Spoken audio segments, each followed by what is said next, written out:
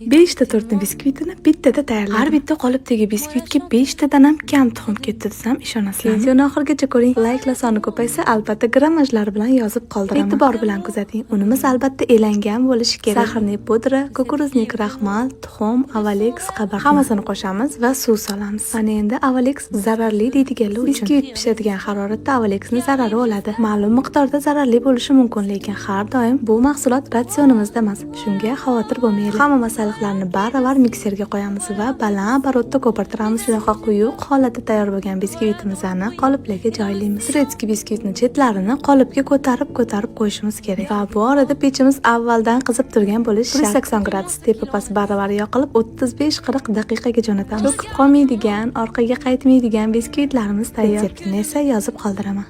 Ustidagi shapkasini kesib olib, chetlarini kesib, ichini xuddi shunaqa qilib o'yib olamiz. Kremiga qaymoq bilan zgushyonkaning venchik yordamida tayyorlab olamiz. Klubnik ichidan chiqqan urvog'i, banan, urvoq, krem va mango qilib terib olamiz. 2 soatga morosilkaga yuboramiz. Ganashi uchun eritilgan saryog'ga shokolad, kakao va zgushyanniy moloko solib, bitta massaga keltirib olamiz. Tortni ustiga ganash xohishimizga qarab yasatib olamiz. Biskvitning retseptini bergunimcha menga obuna bo'ling oling. Profilimda qiziqarli, foydali videolar juda ham ko'p. Tuxum bilan shakarni blenderda ko'pirtirib olamiz. So'ngra sut, yog', un, kakao razriqlicha solib bitta massaga keltirib 180 gradusda 40 minut davomida pishirib olamiz. Menga o'xshab shokoladxo'rlar bu retseptni tezda saqlab oling. Juda ham mazali va sochni chiqadigan Snickers pirojnisini bir list qilib tayyorlaymiz. Birinchi bo'lib biskvitlarni tayyorlab olamiz. Tuxumni oppoq bo'lguncha ko'pirtirib olib, alohida idishda qatiq bilan chayni sodani aralashtirib qo'shamiz. Eritilgan saryog' solib, quruq massalarni solib elakdan o'tkazib, yaxshilab aralashtiramiz. Massani teng 3 qismga bo'lib, pergament solingan listimizda 7 daqiqadan 170 gradusda pishirib olamiz. Biskvitlarimiz soviguncha 2 xil krem tayyorlaymiz. Birinchisiga oppoq qaymoqqa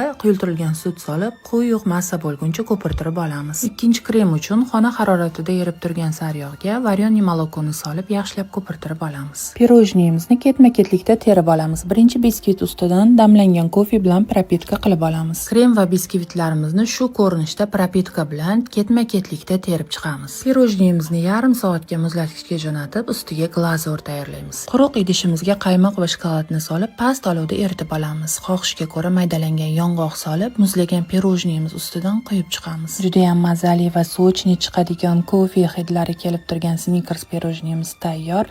Bir list chiqadigan pirojniyimizni albatta tayyorlab ko'ring. Yoqimli ishtaha.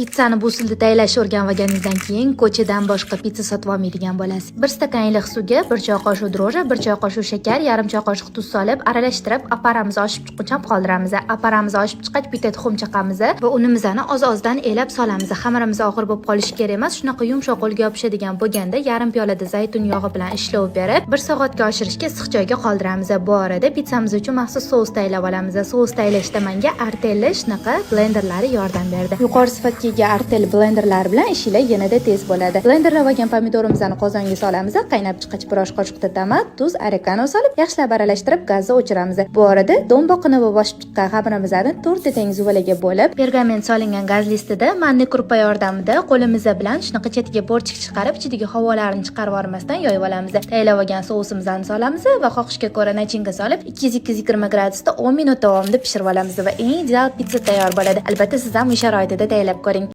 Aliya salatini o'rnini bemalol bosa oladigan salat retsepti bilan keldim. Tovuq go'shtini shunaqa to'g'rab, qaynatilgan sabzi, bodring va sho'rva bodringlarni solamiz va ustidan tuxumlarimizni ham solib, ustidan konservalangan jo'xorilarimiz va albatta aysberg karomini ham shunaqa to'g'rab qo'limizda solamiz. Barcha mahsulotlarimizni soldik. Endi yana ham maza beradigani trijelaniya mayonezlardan solamiz. Ta'mi yumshoqligi va me'daga tegmasligi bilan ajralib turadi. Ayniqsa menga eng yoqqani trijelaniyaning chesnochniy sousi bo'ldi. Bu salatimizga yana ham o'zgacha ta'm berdi, ishoning. Mehmondorchilikda stolingizni ustini bezab turadigan albatta shu mazali salatdan tayyorlab ko'ring.